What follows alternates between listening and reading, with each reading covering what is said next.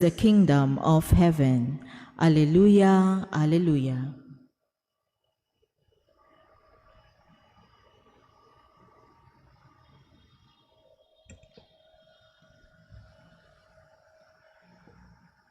The Lord be with you. And with your spirit. A reading from the Holy Gospel according to Saint Luke. Glory to you, O Lord.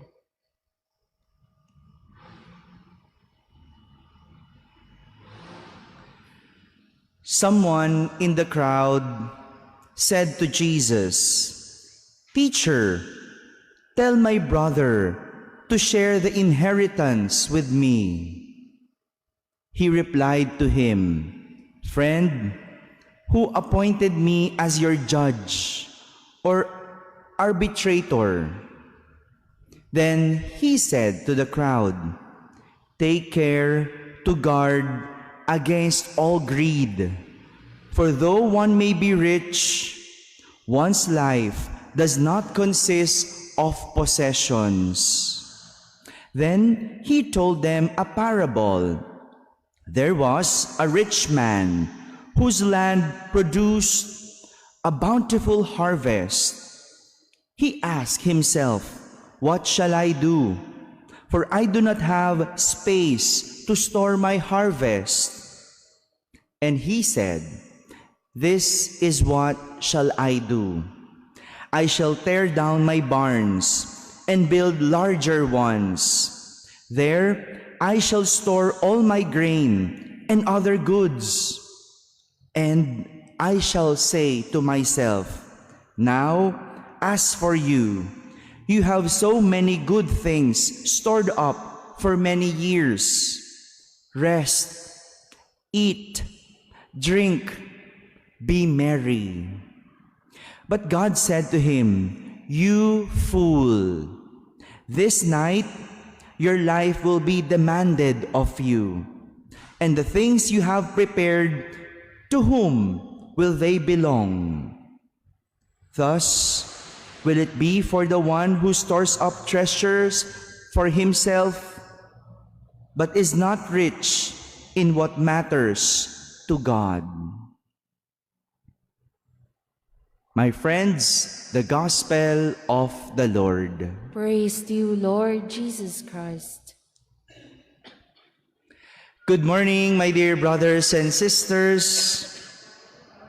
Our Gospel today opens our eyes to the reality that when we die, nothing can be brought with us. We know that. We know that everything that we have is just up to our last breath. We could only enjoy the things that we have or our possessions up to our last breath only. We know that. And that is why Jesus is telling the crowd to take care, to guard against all greed.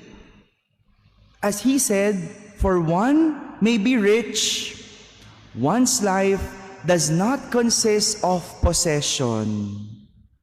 Sabi ni Jesus, mag-ingat sa lahat ng uri ng kasakiman, sapagkat ang buhay ng tao ay wala sa laki ng yaman, wala sa laki ng kayamanan.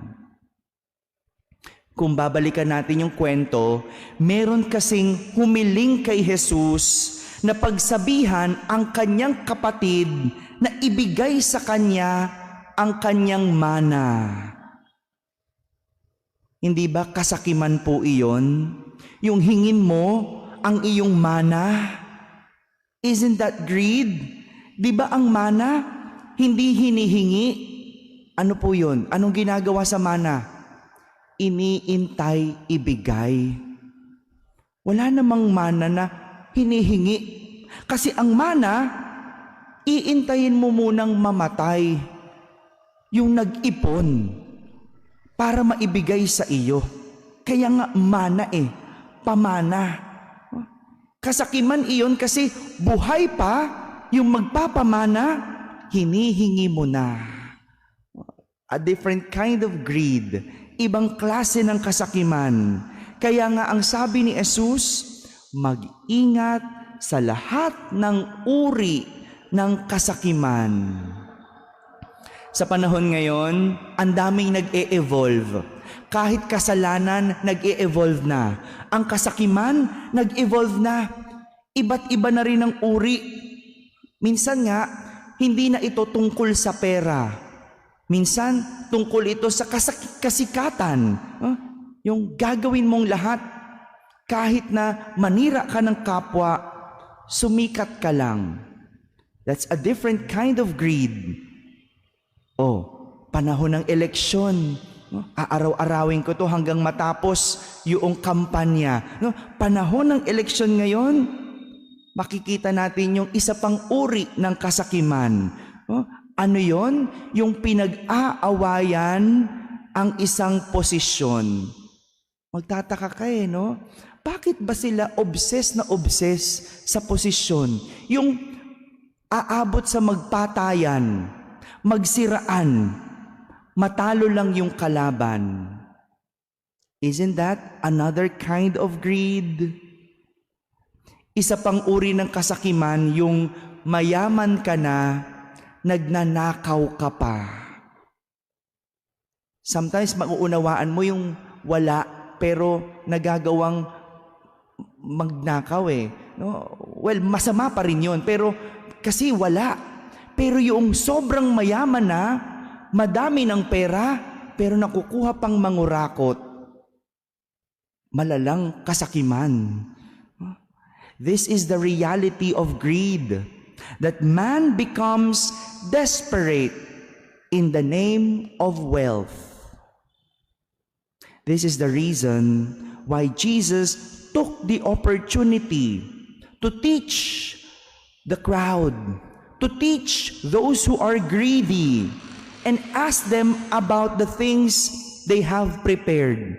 Ang tanong nga niya to whom will they belong? Kanino mapupunta ang mga bagay na kanilang inihanda? This is a good question to all of us.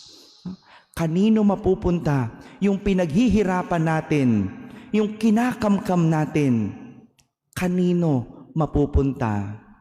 Like in our parable, the man has a different kind of greed. Maraming ani. Hindi niya alam kung anong gagawin. Pero ang naisip niya, sarili pa rin. Diba minsan, kapag sobra-sobra ka na, ang may isip mo ibang tao, ipamahagi ito. Pero itong lalaki, ang naisip, sarili. Anong gawin? Palitan yung kanyang barn, palitan yung kanyang pinagtataguan ng ani, mas palakihin. That's a different kind of greed. Kaya magandang itanong sa ating mga sarili, nagpapakahirap tayong magtrabaho, nagpapakahirap tayo sa mga bagay-bagay, sa huli, kanino mapupunta ang lahat ng ito? My dear brothers and sisters, greed is never about wealth or possession, but it is about our heart's obsession. Amen.